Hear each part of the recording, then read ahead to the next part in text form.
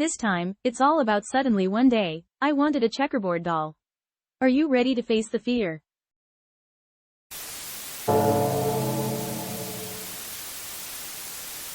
When I was still in my teens, something peculiar happened to me.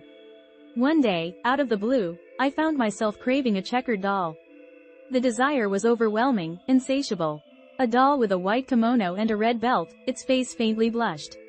I simply had to have it. So, I began asking every customer in the shop for information.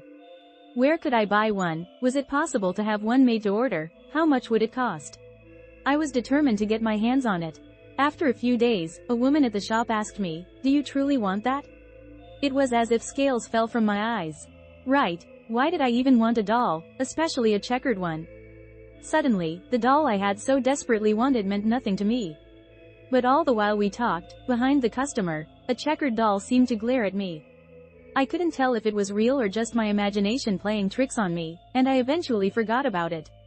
Years passed, filled with marriage, childbirth, divorce. About 5 years, to be precise. After my divorce, when I returned to my parents' house, my sister and her friend came to visit. While enjoying reminiscing about the old times, my sister's friend brought up a topic. "By the way, there was a bridge near that house where you lived, right?" Indeed, there was a small bridge near the house I lived in at that time. Nothing significant, just a small, inconsequential bridge. But I never liked it much. My sister's friend continued, "You know, I saw a girl at that bridge. She was a girl with a bob haircut, wearing a kimono." My sister's friend often claimed to see people from the otherworldly realms. Suddenly, a vivid memory resurfaced. The forgotten checkered doll. Despite my fear, I asked, "Was that girl wearing a white kimono with a red belt?" "Yes, exactly. How did you know?" It was quite scary. Her face suddenly ballooned, and she came towards me.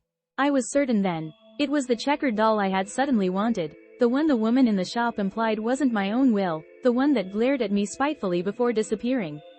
It must have attached itself to me as I crossed that bridge. It wanted a body to inhabit and tried to make me prepare one. But, inadvertently alerted by the woman's single comment, it became aware that I and those around me had noticed. That's why it looked at me so spitefully. Why I suddenly craved the checkered doll, why that craving vanished with a single remark, why it glared at me spitefully. It all became clear 5 years later. How did you all find it? Sometimes, it's important to question whether what you desire is truly what you want. Often, we might realize we didn't actually need something we thought we did. However, by questioning too much, you might end up wanting nothing at all.